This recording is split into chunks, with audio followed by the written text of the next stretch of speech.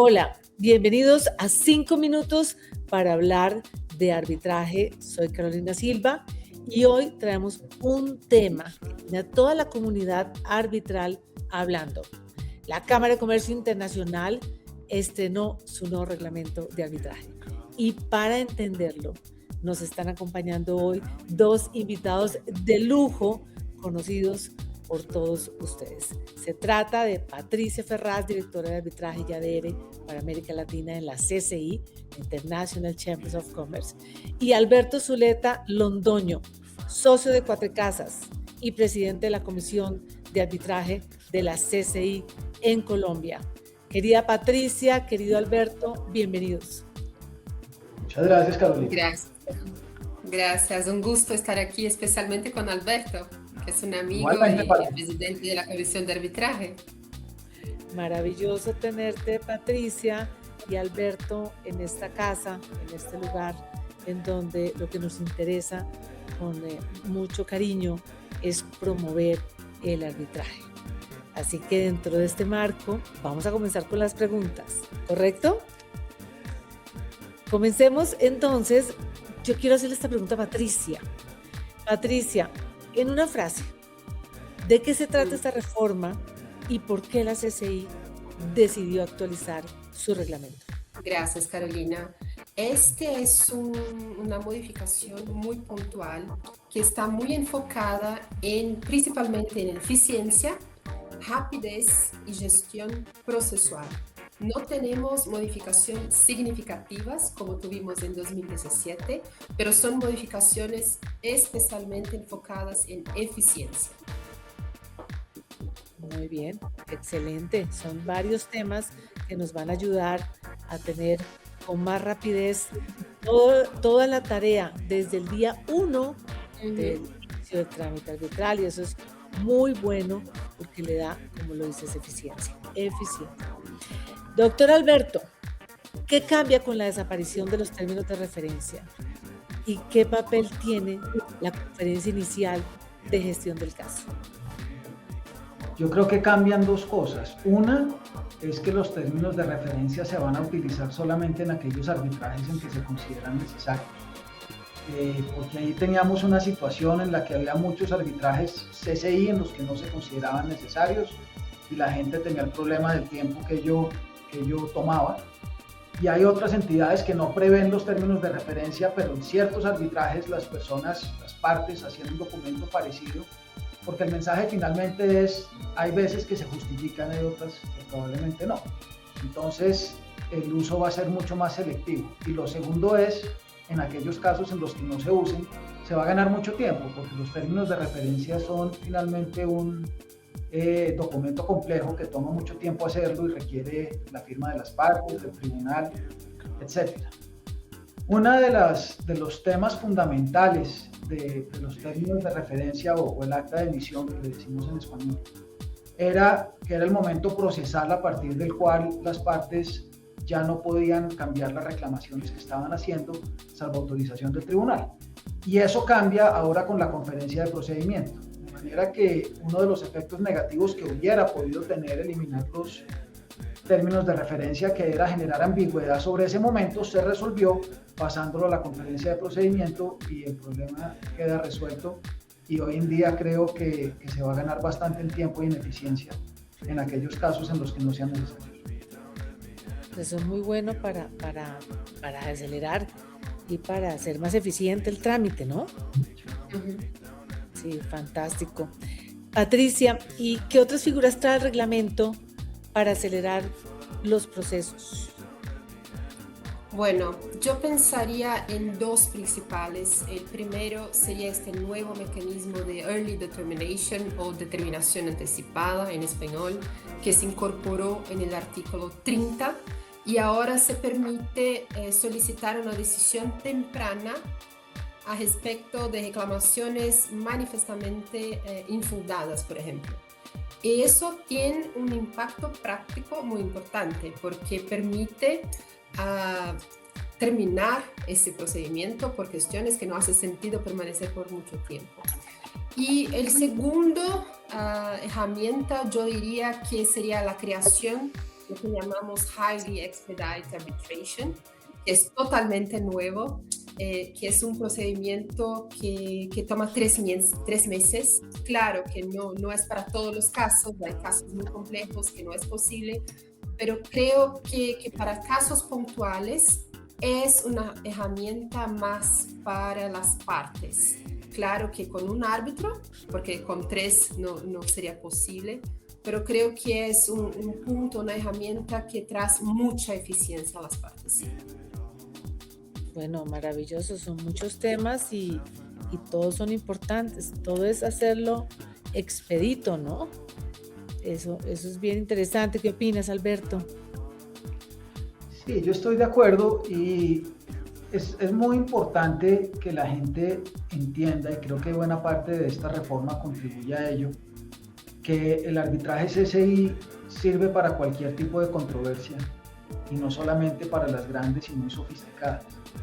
Hay muchas controversias, de hecho, si uno mira la media de la cuantía de las controversias en los arbitrajes CCI, es mucho más bajo de lo que la gente se imaginaría. Entonces es muy importante que la gente sepa y las compañías sepan que existen alternativas, incluso para las controversias muy pequeñas, que pueden llevarse por procedimientos abreviados o por procedimientos acelerados, que son más rápidos que el abreviado.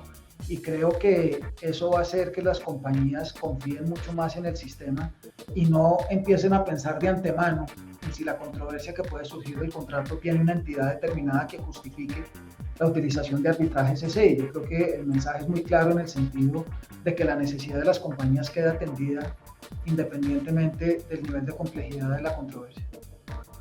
Maravilloso. Además, creo que también se sube el monto, la cuantía para estos trámites, ¿no? Este tipo de trámites. Sí. El altamente expedito. Hasta ahora era $3 millones y ahora vamos a $4 millones. Eso que sería como un límite lineal. Entonces, para casos donde no hay un acuerdo para valores que son más altos, porque eso también es posible. El punto que mencionó Alberto es fundamental, porque la idea de estas herramientas, tanto de procedimiento abreviado como de este nuevo, que es arbitraje altamente abreviada, es justamente para dar opciones a las partes, para que tengan más eficiencia y costos más bajos. Entonces, estos montos que son puntos importantes de referencia para las partes. Maravilloso. Vamos avanzando y eso es muy positivo para esta comunidad arbitral. Hablemos de tecnología, Patricia. ¿Qué tan digital se vuelve el arbitraje con este reglamento? Gracias, Carolina, por la pregunta. La verdad que es desde 2021 y después de la pandemia se cambió mucho toda esa parte de comunicación con la Secretaría. Entonces, en 2021 tuvimos también cambios donde daba algunas opciones a las partes para, por ejemplo, hacer audiencias online. Ahora, en el reglamento 2026, eso se tornó la regla. Entonces, todas las comunicaciones con la Secretaría son electrónicas. Las firmas, las notificaciones de laudos, todo se pasa a ser digital. Claro que las partes pueden acordar que sea físico en casos específicos, pero no es la regla. Entonces, la idea acá, de nuevo, es pensar en eficiencia y bajar los costos para las empresas, que todo sea mucho más acelerado.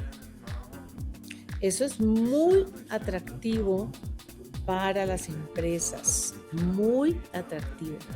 La accesibilidad, la rapidez, la eficiencia, la cuantía que se incluyan dentro de estos arbitrajes que son más rápidos. Bien interesante, la verdad que los felicito. Estas iniciativas siempre van en pro de la eficiencia y de una mejor manera de ejecutar el arbitraje. Hablemos de los terceros financiadores y hablemos del deber de información. Porque, bueno, el deber de información no es nuevo, lo que hay que revelar, pero hay un aumento de casos en relación con con los terceros financiadores. Doctor Alberto, ¿cómo ves este punto en la reforma y qué puntos prácticos ve que como positivos también se apliquen con esta mejora? Es muy importante, me parece a mí, que el reglamento ahora lo mencione el tema. Eso es algo que en el medio del arbitraje se venía discutiendo hace varios años, porque como bien dices, Carolina, está aumentando el número de casos que son financiados por terceros. Y eso genera la pregunta de si esos terceros tienen una determinada relación con las partes, o con alguno de los árbitros, o con los árbitros, o con alguien que merezca ser examinada, porque evidentemente, siendo ellos quienes están financiando el caso, pues tienen intereses propios comprometidos. Y desde ese punto de vista, había muchos casos en los que los tribunales, motu propio, les decían a las partes: si alguien está utilizando un financiador, necesitamos que nos lo digan para nosotros poder establecer nuestra independencia frente a ese financiador. Pero con los años se fue llegando al consenso de que se justificaba tener una regla general aplicable a todo el mundo en esa materia, y me parece que ese es uno de los grandes logros de esta reforma. Fantástico. Eso es un gran logro, porque como lo mencionas, se había discutido, de hecho acá en la ley colombiana también de arbitraje internacional lo habíamos discutido, inclusive para un punto de reforma de un proyecto de ley que tuvimos hace un par de años, y que lo dejamos quieto, ¿no? Ya es el momento de empezar a mover eso, ¿no, doctor Alberto? Sí, así es. Nos atravesó la pandemia, desafortunadamente. Había un proyecto que iba bastante avanzado, pero yo tengo la esperanza de que a la vuelta de un tiempo, ojalá no muy largo, resucite y podamos culminar. Así es.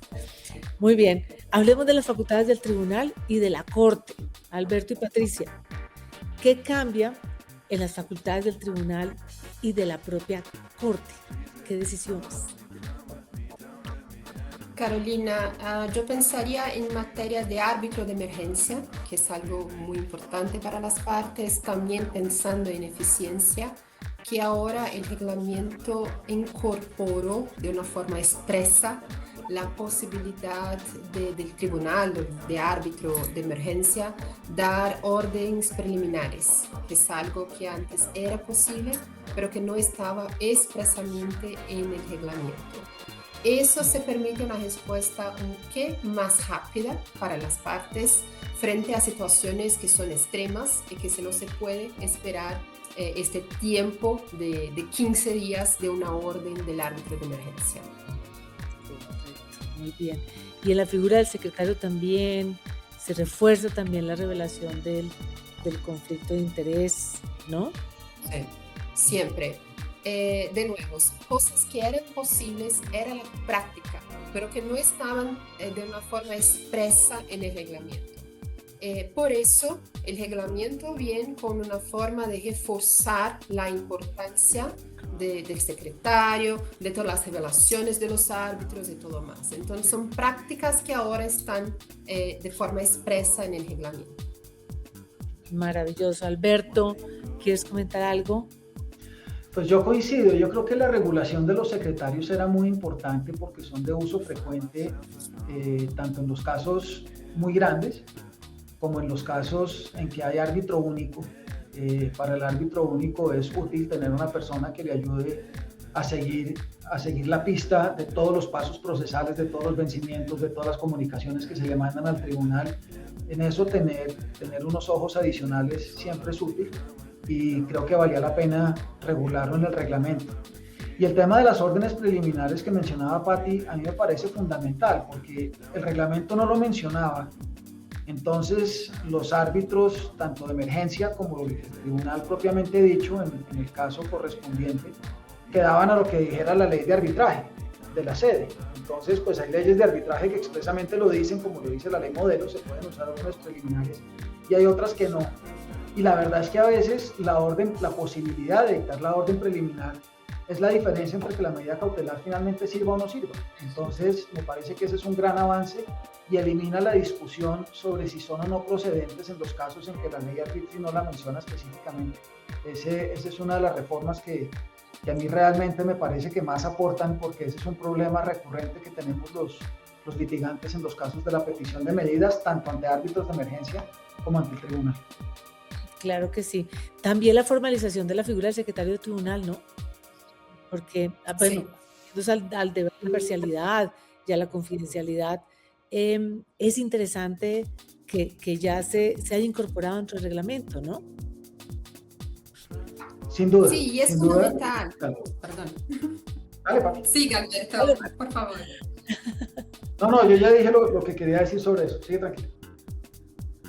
Gracias. No, yo solamente iba a reforzar eso. Es algo que nosotros vemos en la práctica y ahora está expreso en el reglamento exactamente para dar un conforto al tribunal, a las partes, de que esta persona también tiene esta obligación de revelación y que no puede tener conflicto. Está súper involucrada en el procedimiento. Maravilloso. Hablemos de los contratos vigentes. ¿Desde cuándo aplica?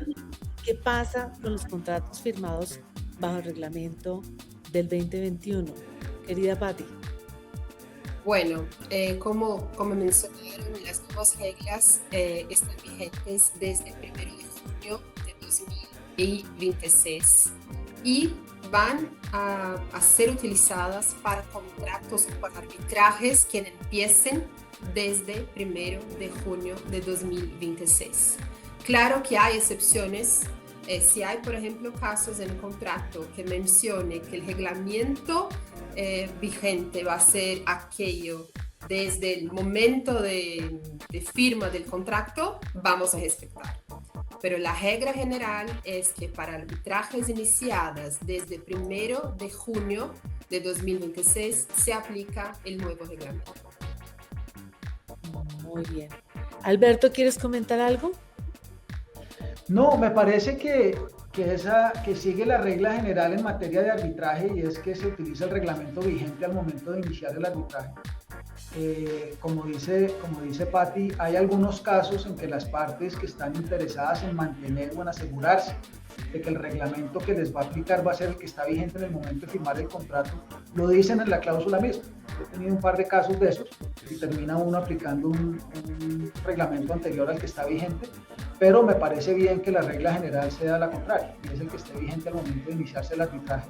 Además, teniendo en cuenta que cada reforma se considera que está mejorando lo anterior, de manera que ahí no existe realmente una posibilidad de que alguien alegara es que de alguna manera se me está vulnerando un derecho, una cosa de ese estilo.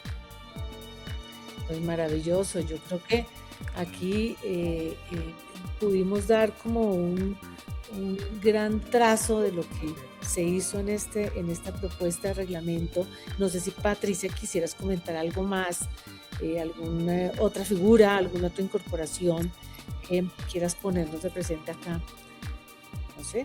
Gracias, Carolina. Lo que yo quería, y creo que es muy importante, es que este reglamento fue muy discutido por más de 2 años, con toda la comisión de arbitraje, abierto a toda la comunidad para dar sugerencias, dar opiniones a los clientes, a los usuarios. Y creo que eso fue un proceso de mucha transparencia y mucha discusión. Entonces, esto es resultado de trabajo de mucha gente, no es solamente de la CCI, pero eso, la verdad, la idea es que tenga modificaciones que sean buenas para las partes y para la comunidad arbitral como un todo. Eso es importantísimo. Y Alberto, ¿qué quieres agregar? Sí, yo primero quisiera reafirmar lo que está diciendo Patti. Los comités nacionales, todos participamos en la reforma, todos presentamos nuestras opiniones por escrito, todos participamos en las reuniones de la comisión en las que se discutieron, y fue muy interesante ver porque había posiciones divergentes, había mucha apertura de parte de la CCI para oír las posiciones, pero también había unas posiciones muy precisas sobre cuáles eran las ventajas y las desventajas de cada una de las reformas que se estaba considerando.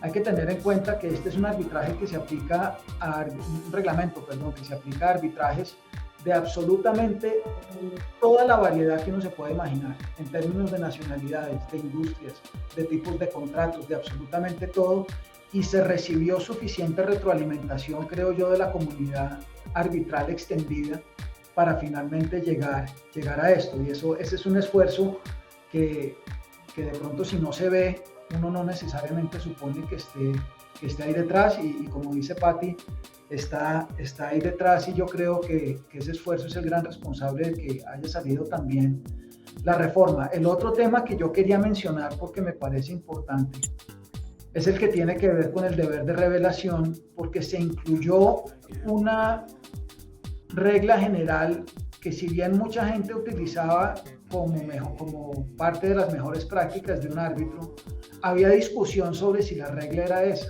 y es que en caso de duda se debe revelar. Mucha gente pensaba así, pero debo decirle mucha gente que no. Entonces, el hecho de que el reglamento adoptara eso como regla general, acompañado de una disposición que aclara que el hecho de revelar no implica un impedimento, me parece que le va a ayudar a la transparencia en los nombramientos y en las aceptaciones y las designaciones. De manera que yo la verdad le doy una gran bienvenida a esta reforma. Creo que va a aportar muchísimo, y estoy muy optimista de que en la región y aquí en el país nos va a ayudar mucho. Sí, afortunadamente, y bien interesante ese tema de la intención, de la duda de si se revela o no, y la confirmación de, por favor, si duda, mejor revele, ¿no? Porque así siempre ofrece más transparencia, más equidad. ¿Qué querías decir, Patricia? No, es que hay siempre esa cuestión de duda. Revelación no es conflicto. Entonces eso necesita quedar muy claro, como mencionó Alberto. Y siempre necesitamos pensar en una transparencia. Es un procedimiento que necesita ser eficiente. Y para eso, cuanto más informaciones tienen las partes, mejor. Claro. Ahora, yo creo que vamos a tener la oportunidad, afortunadamente, de discutirlo personalmente en este segundo semestre, el 14, que nos vamos a ver. Vamos a tener a Alberto de host, de un gran grupo de personas que vienen de distintas partes del mundo. Patricia, viene Claudia, presidenta de la Corte, va a estar en Bogotá también. Sí. El día 14 de octubre, ¿no, Patricia y Alberto? Así es, el 14 de octubre tenemos el Arbitration Day. Sí. El 15 y el 16 tenemos el evento conjunto con FIDIC. El 13 tenemos el evento de IAF. Maravilloso. ¿Y el Academy? Porque creo que tengo varios que están estudiando muy juiciosos en el Academy, ¿no? El 7 y 18, sábado y domingo de esa semana. Sí, vamos a tener una semana bastante agitada, y todos concentrados mirando cómo vamos a mejorar los procesos, mejorar los canales de comunicación, estar más atentos a esta gran apuesta que ha hecho la CCI con el reglamento y con todos los miembros que, como lo han mencionado, en efecto, han participado de este reglamento.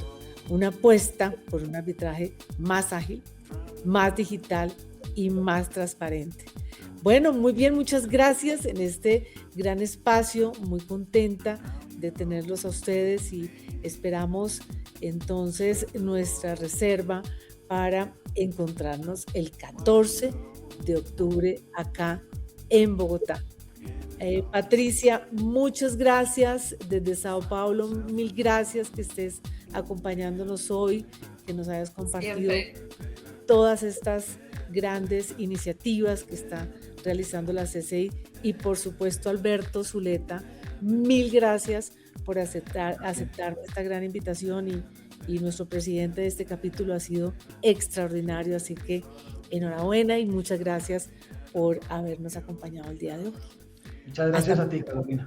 Muchas gracias. Muchas gracias. Un gusto. Nos vemos en Bogotá. Nos vemos en Bogotá. Acá te esperamos.